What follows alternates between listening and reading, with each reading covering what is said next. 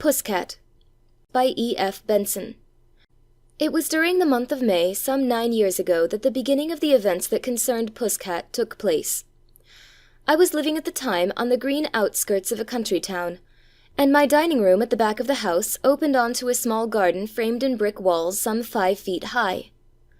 Breakfasting there one morning, I saw a large black and white cat, with a sharp but serious face, observing me with studied attention. Now at the time there was an interregnum, and my house was without a mistress, in the shape of a cat, and it at once struck me that I was being interviewed by this big and pleasing stranger to see if I would do. So, since there is nothing that a prospective mistress likes less than premature familiarity on the part of the householder whom she may be thinking of engaging, I took no direct notice of the cat, but continued to eat my breakfast carefully and tidily. After a short inspection, the cat quietly withdrew without once looking back, and I supposed that I was dismissed, or that she had decided after all to keep on her present household. In that I proved to be mistaken.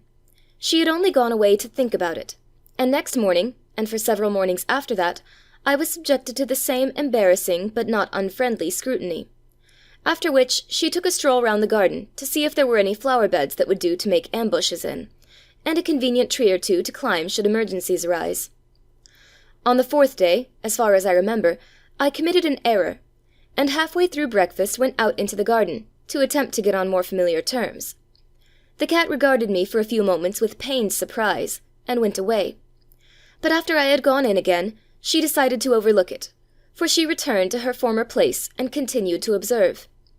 Next morning she made up her mind, jumped down from the wall, trotted across the grass, entered the dining room, and, arranging herself in a great hurry round one hind leg, which she put up in the air like a flagstaff, proceeded to make her morning toilette.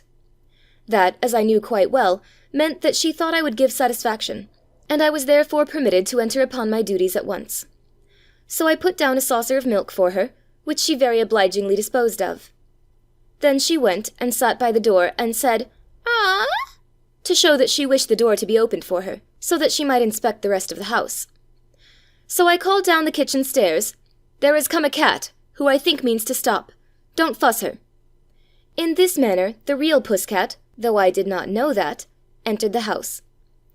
Now here I must make a short defence for my share in these things. I might, by a hasty judgment, be considered to have stolen her who soon became Puss mamma. But anyone who has a real knowledge of cats will be aware that I did nothing of the kind. Puss mamma was clearly dissatisfied with her last household, and had, without the least doubt, made up her mind to leave them all and take on a fresh lot of servants. And if a cat makes up her mind about anything, no power on earth except death, or permanent confinement in a room where neither doors nor windows are ever opened, will stop her taking the contemplated step. If her last, unknown household killed her, or permanently shut her up, of course, she could not engage fresh people, but short of that they were powerless to keep her. You may cajole or bully a dog into doing what you want, but no manner of persuasion will cause a cat to deviate one hair's breadth from the course she means to pursue. If I had driven her away, she would have gone to another house, but never back to her own. For though we may own dogs and horses and other animals, it is a great mistake to think that we own cats. Cats employ us, and if we give satisfaction they may go so far as to adopt us. Besides, Puss mamma did not, as it turned out, mean to stay with me altogether. She only wanted quiet lodgings for a time. So our new mistress went discreetly downstairs and inspected kitchen, scullery, and pantry. She spent some time in the scullery, so I was told, and felt rather doubtful. But she quite liked the new gas stove in the kitchen, and singed her tail at it, as nobody had told her that lunch was a-cooking. Also she found a mouse-hole below the wainscoting, which appeared to decide her, for, as we soon found out, she liked work. And she trotted upstairs again, and sat outside the drawing-room door till somebody opened it for her. I happened to be inside, with Jill, a young lady of the fox-terrier breed, and of course did not know that Puss mamma was waiting. Eventually I came out and saw her sitting there. Jill saw her too, and eagerly ran up to her, only to talk, not to fight, for Jill likes cats. But Puss mamma did not know that, so just in case, she slapped Jill smartly first on one side of the head and then on the other. She was not angry, but only firm and strong, and wished that from the first there should be no doubt whatever about her position. Having done that, she allowed Jill to explain, which Jill did with twitchings of her stumpy tail and attitude provocative of gambols. And before many minutes were up, Puss Cat's mamma was kind enough to play with her. Then she suddenly remembered that she had not seen the rest of the house, and went upstairs, where she remained till lunchtime. It was the manner in which she spent the first morning that gave me the key to the character of Puss Cat's mamma, and we at once settled that her name had always been Martha. She had annexed our house, it is true, but in no grabbing or belligerent spirit, but simply because she had seen from her post on the garden wall that we wanted somebody to look after us and manage the house, and she could not help knowing how wonderful she was in all things connected with the mistress's duties. Every morning when the housemaid's step was heard on the stairs during breakfast, she had a very audible step, Martha, even in the middle of fish or milk, ran to the door, said, "Ah!" till it was opened, and rushed after her, sitting in each bedroom in turn to see that the slops were properly emptied and the beds well and truly made.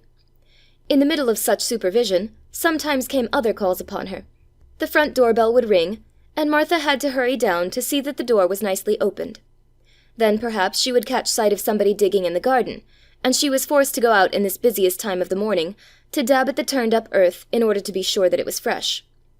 In particular, I remember the day on which the dining-room was repapered. She had to climb the step-ladder to ascertain if it was safe, and sit on the top to clean herself. Then each roll of paper had to be judged by the smell, and the paste to be touched with the end of a pink tongue. That made her sneeze, which must be the right test for paste, and she allowed it to be used. That day we lunched in the drawing-room, and it is easy to imagine how busy Martha was, for the proceeding was very irregular, and she could not tell how it would turn out. Meal-times were always busy.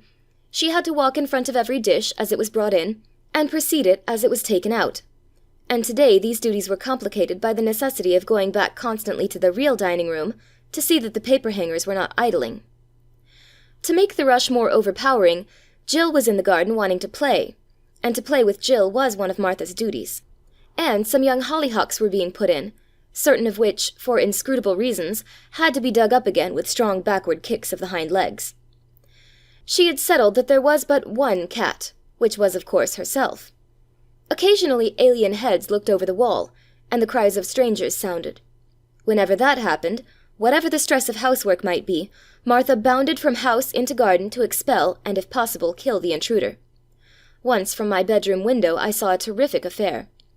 Martha had been sitting as good as gold among hairbrushes and nail scissors, showing me how to shave, when something feline moving in the garden caught her eye. Not waiting for the door to be opened, she made one leap of it out of the window into the apple tree, and whirled down the trunk, even as lightning strikes and rips its way to the ground. And next moment I saw her, with paw uplifted, tearing tufts of fur from the next-door tabby. She was like one of those amazing Chinese grotesques, half cat, half demon, and wholly warrior. Shrill cries rent the peaceful morning air, and Martha, intoxicated with vengeance, allowed the mishandled tabby to escape. Then, with awesome face and bacchanalian eye, she ate the tufts of blood-stained fur, rolling them on her tongue and swallowing them with obvious difficulty, as if performing some terrible, antique, and cannibalistic rite. And all this from a lady who was so shortly to be confined. But it was no use trying to keep Martha quiet. A second minute inspection of her house was necessary before she decided which should be the birth-chamber. She spent a long time in the woodshed that morning, and we hoped that it was going to be there. She spent a long time in the bathroom, and we hoped it wasn't. Eventually she settled on the pantry, and when she had quite made up her mind, we made her comfortable. Next morning, 3 dappled little blind things were there. She ate one, for no reason as far as we could judge, but that she was afraid that Jill wanted to. So, as it was her kitten, not Jill's, she ate it. With all respect for Martha, I think that here she had mistaken her vocation. She should never have gone in for being a mother. The second kitten she lay down upon with fatal results. Then, being thoroughly disgusted with maternity, she went away, and never was seen any more. She deserted the only child she had not killed. She deserted us, who had tried so hard to give satisfaction, and in the basket there was left, still blind, still uncertain whether it was worth while to live at all, Puss Cat. Puss Cat was her mother's own child from the first, though with much added. She wasted no time or strength in bewailing her orphaned condition, but took amazing quantities of milk administered on a feather. Her eyes opened, as eyes should do, on the seventh day, and she smiled at us all, and spat at Jill. So Jill licked her nose with anxious care, and said quite distinctly, "When you are a little older, I will be always ready to do whatever you like." Jill says the same sort of thing to everybody, except the dustmen. Soon after, Puss Cat arose from her birth-bed, and staggered across the pantry. Even this first expedition on her own feet was not made without purpose, for in spite of frequent falls, she went straight up to a blind tassel, and after looking at it for a long time, tested it with a tiny paw to make sure of it, thus showing, while scarcely out of the cradle, that serious purpose which marked her throughout her dear life. Her motto was, "Do your work," and since she remained unmarried in spite of very many eligible offers, I think that her unnatural mother must have impressed upon her, in those few days before she deserted her, that the first duty of a cat is to look after the house, and that she herself didn't think much of maternity. Puss Cat inherited also, I suppose, her fixed conviction that she ought to have been, even if she was not, the only cat in the world, and she would allow no one of her own race within eye-shot of house or garden. Some of her duties, though they were always conscientiously performed, I think rather bored her, but certainly she brought to the expulsion of cats an exquisite sense of enjoyment. On the appearance of any one of her own nation, she would go hastily into ambush with twitching tail and jerking shoulder-blades, teasing and torturing herself with the postponement of that rapturous, stealthy advance across the grass, if the quarry was looking the other way, or the furious hurling of herself through the air, if a frontal attack had to be delivered. And I often wondered that she did not betray her ambush by the rapture and sonorousness of her purring, as the supreme moment approached. Jill, I am afraid, gave her a lot of worry over this duty of the expulsion of aliens, for Jill would sooner play with an alien than expel it, and her plan was to gambol up to the intruder with misplaced welcome. It is true that the effect was just the same, because a trespassing cat, seeing an alert fox terrier rapidly approaching, seldom, if ever, stops to play, so that Jill's method was really quite effective too. But Puss Cat had high moral purpose behind her. She wanted not only to expel, but to appall and injure, and like many moralists of our own species, she enjoyed her fulminations and onslaughts quite tremendously. She liked punishing other cats, because she was right and they were wrong, and vigorous kicks and bites would help them perhaps to understand that. But though Puss Cat resembled her mother in the matter of the high sense of duty and moral qualities, she had what Martha lacked, that indefinable attraction which we call charm, and a great heart. She was always pleased and affectionate, and went about her duties with as near an approach to a smile as is possible for the gravest species of animal. Martha, for instance, played with Jill as a part of her duty. Puss Cat made a pleasure out of it, and played with the ecstatic abandon of a child. Indeed, I have known her put dinner a quarter of an hour later, because she was in the lovely jungle of long grass at the end of the garden, and was preparing to give Jill an awful fright. This business of the jungle deserves mention, not because it was so remarkable in itself, but because it was so wonderful to Puss Cat. The jungle in question was a space of some dozen yards, where in spring daffodils grew in clumps of sunshine, and fritillaries hung their speckled bells. There were peonies also planted in the grass, and a briar rose and an apple tree.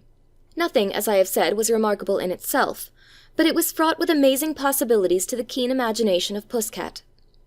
At the bottom of this strip of untamed jungle the lawn began, and it was one of Puss Cat's plans to hide at the edge of the jungle, flattening herself out till she looked like a shadow of something else. If luck served her, Jill, sooner or later, in the pursuit of interesting smells, would pass close to the edge of the jungle without seeing her. The moment Jill had gone by, Puss Cat would stretch out a discreet paw, and just touch Jill on the hindquarters. Jill, of course, had to turn round to see what this inexplicable thing meant, and on the moment Puss Cat would fling herself into the air and descend tiger-like on Jill's back. That was the beginning of the game, and it contained more vicissitudes than a round of golf.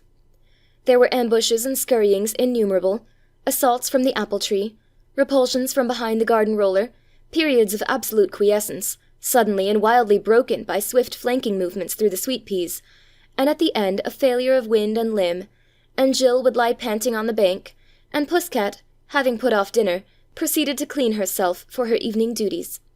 She had to be smart at dinner-time, whether we were dining alone, or whether there was a dinner party, for she was never a tea-gowned cat, and she dressed for her dinner, even if we were dining out. She was not responsible for that.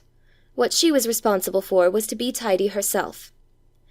Puss-cat, without doubt, was a plain kitten, but again, like many children of our own inferior race, she grew up to be a very handsome cat. With great chic, she did not attempt colours, but was pure black and white. Across her broad, strong back there was a black saddle, but the saddle, so to speak, had slewed round and made a black band across her left side. There was an arbitrary patch of black, too, on her left cheek, a black band on her tail, and a black tip to it. Otherwise she was pure white, except when she put out a pink tongue below her long, snowy whiskers. But her charm, the outstanding feature of Puss-cat, was independent of this fascinating colouring. Martha, for instance, had been content that dishes were carried into the dining-room and subsequently carried out. That and no more was her notion of her duties towards dinner. But Puss-cat really began where Martha ended. Like her, she preceded the soup, but when those who were present had received their share, she always went round with loud purrings to each guest, to congratulate them and hope that they liked it. For this process, which was repeated with every dish, she had a particular walk, stepping high and treading on the tips of her toes. This congratulatory march was purely altruistic. She did not want soup herself, she was only glad that other people had got it. Then when fish came, or bird, she would make her congratulatory tour just the same, and then sit firmly down and say she would like some too. Occasionally she favoured some particular guest with marked regard, and sometimes almost forgot her duties as mistress of the house, choosing rather to sit by her protégé and purr loudly, so that a dish would already be half eaten before she went her round to see that everyone was pleased with his portion. Finally, when coffee was brought, she went downstairs to the kitchen and retired for the night, usually sharing Jill's basket, where they lay together in a soft, slow-breathing heap of black and white. Puss-cat, like the ancient Greeks, was never sick or sorry. Never sick, because of her robust and stalwart health. Never sorry, because she never did anything to be sorry for. From living with Jill, and never seeing a cat, except for those short and painful interviews which preceded expulsion from the garden, she grew to have something of the selfless affection of a dog. And when I came home after an absence, she would run out into the street to meet me, stiff-tailed, and really not attending to the debarkation of luggage, but intent only on welcoming me home. 8 busy, happy years passed thus, and then one bitter February morning, Pussy-cat disappeared. The weeks went on, and still there came no sign of her, and when winter had passed into May, I gave up all hopes of her return, and got a fresh cat, this time a young blue Persian with topaz-coloured eyes. Another month went by, and Agag, so called from his delicate walk, had established himself in our affections on account of his extraordinary beauty, rather than from any charm of character, when the second act of the tragedy opened. I was sitting at breakfast one morning, with the door into the garden thrown wide, and Agag was curled up on a chair in the window, for unlike Puss-cat and Martha, he did no housework at all, being of proud and aristocratic descent, when I saw coming slowly across the lawn a cat that I scarcely recognized. It was lean to the point of emaciation, its fur was disordered and dirty, but it was Puss-cat come home again. Then suddenly she saw me, and with a little cry of joy ran towards the open door. Then she saw Agag, and weak and thin as she was, she woke at once to her old sense of duty, and bounded on to his chair. Never before in her time had a cat got right into the house, and such a thing she felt determined should not occur again. Round the room and out into the garden raged the battle before I could separate them, Puss-cat inspired by her sense of duty, Agag angry and astonished at this assault of a mere gutter-cat in his own house. At last I got hold of Puss-cat, and took her up in my arms, while Agag cursed and swore in justifiable indignation, for how could he tell that this was Puss-cat? They never fought again, but it was a miserable fortnight that followed, and all the misery was poor Puss-cat's. Agag, in spite of his beauty, had no heart, and did not mind how many cats I kept, so long as they did not molest him, or usurp his food or his cushion. But Puss-cat, though she understood that for some inscrutable reason she had to share her house with Agag and not fight him, was a creature of strong affections, and her poor little soul was torn with agonies of jealousy.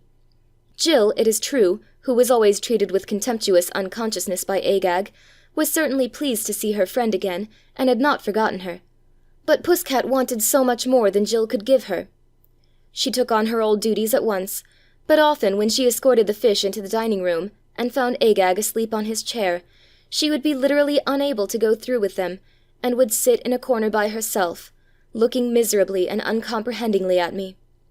Then perhaps the smell of fish would wake up Agag, and he would stretch himself and stand for a moment with superbly arched back on his chair, before he jumped down, and with loud purrings rubbed himself against the legs of my chair to betoken his desire for food, or even would jump up onto my knees.